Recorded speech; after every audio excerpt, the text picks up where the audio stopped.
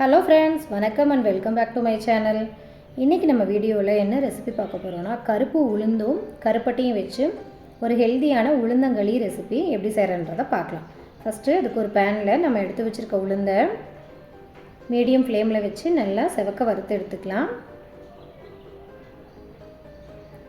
பாருங்கள், இந்த மாதிரி நல்லா வறுத்து எடுத்ததுக்கப்புறமா ஒரு மிக்ஸி ஜாரில் மாற்றிட்டு அதை நல்லா நைஸாக அரைச்சி எடுத்துக்கலாம்.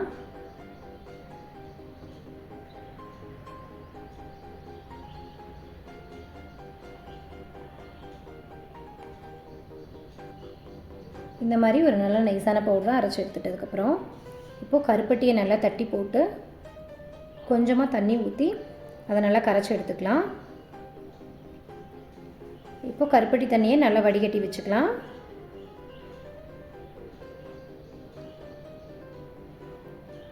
இப்போது கருப்பட்டி தண்ணியை ஒரு மிக்சிங் பவுலுக்கு மாற்றிக்கலாம்.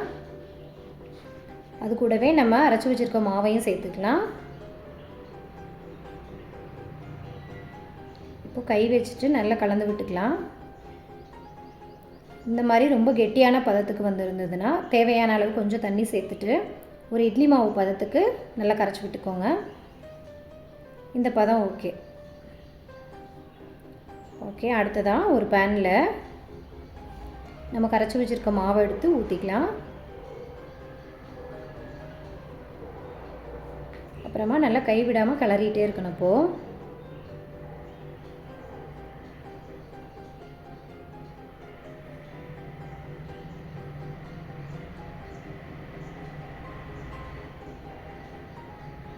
இந்த மாதிரி நல்லா அடி பிடிச்சிடாமல் நல்லா கிளறிட்டே இருங்க.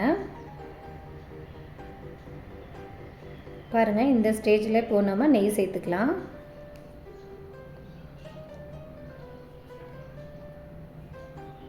நெய் சேர்த்துட்டு நல்லா மிக்ஸ் பண்ணி விட்டுக்கலாம்.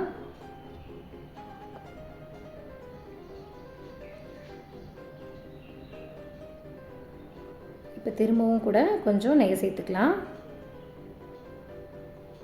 நெய் உங்களுக்கு தேவையான அளவு சேர்த்துக்கலாம். குழந்தைங்க சாப்பிட்றதுனா கொஞ்சம் நிறைய சேர்த்துக்கலாம், பெரியவங்களுக்குனா குறைச்சிக்கலாம் கொஞ்சம். ஓகே, நெய் சேர்த்து நல்லா இந்த மாதிரி சுருளை கிண்டிடலாம். இப்போ நம்மளோட உளுந்தங்களி ரெடி ஆகிடுச்சு. நீங்களும் இந்த ரெசிபியை உங்கள் வீட்டில் ட்ரை பண்ணி பாருங்கள்.